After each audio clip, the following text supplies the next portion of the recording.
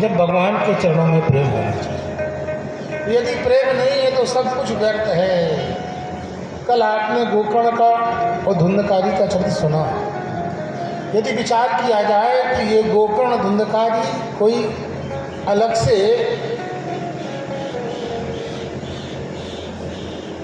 ऐसे नहीं माने जाते हैं, अब तो ये समझ लीजिए कि हमारे आपके जीवन का ही एक रूपक है। वो जो धुंधकारी है ये कौन है? ये धुंधकारी है आपका और हमारा मन ही धुंधकारी है। ये धुंधकारी तब धुंधकारी हो जाता है जब ये धुंधली से मिल जाता है। धुंधली कौन? बुद्धि। आप समझ लीजिए बुद्धि के अनुसार यदि आप चलेंगे, आपका मन चलेगा तो ये काम तो होना ही है, अनर्थ को उत्पन्न करने वाला हो जाएगा। और आप ज्ञान, जो आपका ज्ञान है वही विवेक है। आत्मदेव कौन है? आप हैं।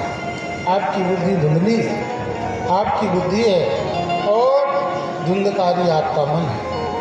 तो यदि इस आत्मदेव मन के अनुसार चलेगा, धुंधकारी के अनुसार चलेगा तो उसका पतन हो जाएगा। और यदि वो गोकर्ण के अनुसार चलेगा तो उसके जीवन का उत्थान हो जाएगा। आवश्यकता इसकी है कि विवेकम तो समासाध्य तज संसार वासना। तो विवेक को आश्रय करें तो संसार रूपी वासना का परित्याग कर देना चाहिए। तो ये बहुत बड़ा प्रेत है। इसको बताया गया है कि प्रेत हो गया, क्यों हो गया? पंचपन्न वधु व्रतः, 5 वधुओं से युक्त था। ये 5 वधुएं कौन थी? आप समझ लीजिए पंच ज्ञानेंद्रिय ही है। मन हमेशा किसी न किसी इंद्रिय से जुड़ा रहता है। या तो वो मन आपका आँख से जुड़ जाएगा तो रूप का दर्शन करा देगा, आपका मन जिज्ञा से जुड़ जाएगा तो रस का साक्षात्कार करा देगा, आपका मन यदि कान से जुड़ जाएगा तो शब्द का साक्षात्कार कर देगा, और आपका मन यदि त्वक से जुड़ जाएगा तो स्पर्श करा देगा। तो महाराज ये समझ लीजिए 5 ज्ञानेंद्रियाँ हैं, इसकी 5 वधु हैं। और ये 5 वधुएं जो हैं अपनी अपनी ओर खींचती हैं। इसकी एकादश स्कंद में बड़ा सुंदर उदाहरण दिया गया है। एक कहा गया है कि जिस पुरुष की 11 स्त्रियाँ हैं, आप समझ लीजिए एक पत्नी रखने वाले को तो बड़ा कष्ट होता है, और जिसकी 11 हो, विचार कीजिए। एक जगह क्या है कि चोर चोरी करने के लिए घुसा, और चोरी करने के लिए जैसी घुसा तो छत पर चढ़ा, तो छत पर टाट तोड़ा और घुसने ही वाला था तो क्या देखता है कि उस व्यक्ति की 2 पत्नियां थी। अब वो एक दूसरे को, बड़ी पत्नी अपनी ओर खींचती थी, छोटी अपनी ओर खींचती थी। तो रात भर इंतजार करता रहा कि कब अवसर मिले मैं चोरी के लिए जाऊँ। सारी रात उसको अवसर नहीं मिला। प्रातः काल हो गया, क्योंकि वो खींचती रही अपनी अपनी ओर अपने अपने कार्यों के लिए। तो अंत में देखा कि सुबह हो गया, हड़बड़ाहट में वहाँ से उठा, भागने लगा तो लोगों ने देख लिया, वो पकड़ा गया। और जब वो पकड़ा गया तो उसको ले गए, जज के सामने प्रस्तुत किया गया। अब जज के सामने जैसे प्रस्तुत किया तो जज ने कहा कि देखो तुम किस लिए घुसे थे? निश्चित ही तुम चोरी के लिए घुसे थे। कहा महाराज हाँ सच बात है, मैं तो चोरी की नीयत से ही घुसा था। तो कहा तुमको दंड देना चाहिए। कहा हाँ महाराज दंड का अधिकारी हूँ, मुझे दंड मिलना चाहिए, पर मेरी एक विनय सुन लीजिए। कहा तुम्हारी कौन सी विनय, क्या चाहते हो? कहा महाराज सब प्रकार का दंड देना, 2 स्त्रियों से विवाह का दाग मत कराना। तो कहने का अभिप्राय ये है कि ये मन की 11 पत्नियाँ हैं, 11 पत्नियाँ हैं। बुद्धि की 11 कौन सी? आत्मदेव की ये इंद्रियाँ ही हैं। लुनंती स्वकीय पक्षे लुनंती, कि अपने अपनी पक्ष की ओर कोई रस दिखाकर अपनी ओर खींचती है, कोई सुंदर शब्द सुनाकर अपनी ओर खींचती है, कोई सुखद स्पर्श कराकर अपनी ओर खींचती है। तो ये सारी की सारी इंद्रियां अपनी ओर खींचती हैं। मन का एक लक्षण है, कहते हैं युगपद ज्ञानानुपत्ति मनसो लिंगम। मन की क्या पहचान है? मन की पहचान ये है कि मन में एक साथ ज्ञान उत्पन्न नहीं होता है। एक ज्ञान होगा, उसके बाद फिर दूसरा ज्ञान होगा। जिस समय आप रूप का दर्शन कर रहे हैं उस समय आप शब्द नहीं सुन सकते, और जिस समय आप शब्द का दर्शन शब्द सुन रहे हैं उस समय रूप का दर्शन नहीं कर सकते हैं, क्योंकि एक साथ जैसे कोई व्यक्ति दो टीवियों के अलग अलग चित्र नहीं देख सकता है, वैसे ही एक मन में एक ही बात रहती है, एक ही इंद्री अपने विषय का साक्षात्कार करा सकती है, दूसरी इंद्री ही उस दूसरी इंद्री के विषय का साक्षात्कार नहीं किया जा सकता।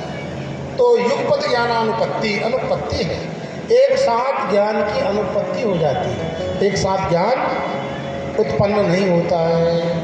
तो महाराज ये समझ लीजिए मन जो है बहुत बड़ा प्रेत है। कहते एक महात्मा थे, उन्होंने एक प्रेत सिद्ध कर लिया था, और प्रेत का काम ये था कि काम बताओ काम बताओ काम बताओ। तो वो हमेशा बोलता था काम बताओ काम बताओ।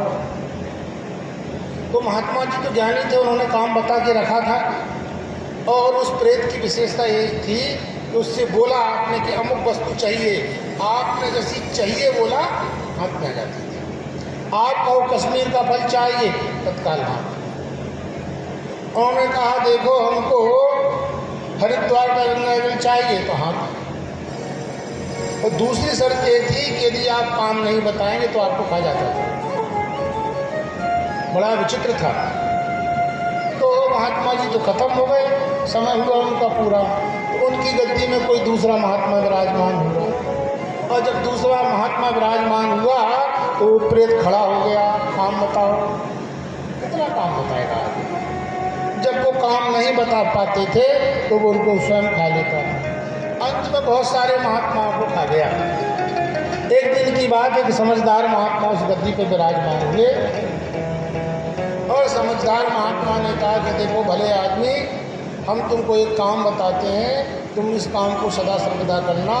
एक उन्होंने बाहर खम्भा गाड़ दिया, और खम्भा गाड़ा और कहा देखो तुम इसमें चढ़ना उतरना, चढ़ना उतरना, तुम्हारा यही काम है, चढ़िए उतरिए चढ़िए उतरिए। हमको तुम्हारी ज़रूरत होगी तो हम तुमको बुलाएंगे, तो हमारा काम करना, और जब हमको ज़रूरत नहीं होगी तो फिर वहीं पुनः वही काम करना। तो आप ये समझ लीजिए वो प्रेत कौन था? आपका हमारा मन था। और वो खम्भा कौन है? वो प्राणायाम है। इसको कहो कि भाई आप आइए, यहाँ शिव जी का ध्यान कीजिए, यहाँ विष्णु का, यहाँ ब्रह्मा का, यहाँ नाभि का। उस मन को नाभि में लाइए, नाभि से हृदय में लाइए, हृदय से ब्रह्मरंध्र में ले जाइए, ब्रह्मरंध्र से हृदय में लाइए, और हृदय से मन में नाभि में लाइए। आधार प्रमुदभाग ऊपर और नीचे करते रहिए, तभी ये मन कंट्रोल में होगा। असल में बात यह है कि मन को ये लगता है कि मैं शरीर का मालिक हूँ। जब आदमी को ये अभिमान हो जाता है कि मैं इसका मालिक हूँ, तभी अनर्थ का काम उत्पन्न होता है। तो आपको ये ज्ञान कराना है मन को कि तुम इसके मालिक नहीं हो, तुम भी इसके नौकर हो। क्योंकि मन ही सुख और दुख की उपलब्धि का साधन है। तो महाराज समझ लीजिए वो प्रेत ही है। यदि सही समय में सही स्थान में आपने उसको नहीं लगाया तो वो प्रेत होता है। तो कल आपने महात्म्य के संबंध में चर्चा सुनी, आज हम लोग आरंभ ही कर रहे हैं। उस शुरू में ही हमने कहा था कि अल्प का जो आरंभ होता है वो क्षेम का कल्याण